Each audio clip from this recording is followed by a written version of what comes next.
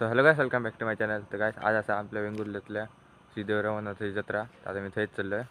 आता टाईम झाला सकाळी 7. मी तर रेडी झालो असे. तर गाडी लागलेली आहे किंवा आता मी जाते जत्रेक. चला जाऊया जत्रेक. श्री देवरावनाथ हा कोकणातला एक घोरस देव असतो. सिंधुदुर्ग, रत्नागिरी ह्या बाजूकडल्या गावागावात रवनाथाचो मान मोठो असता. तेका शक्तीचो आणि रक्षणाचो देव मानतात. रवनाथाचो मुख्य देव कुडाळ, वैभववाडी आणि रत्नागिरीच्या बऱ्याच काही गावात असता.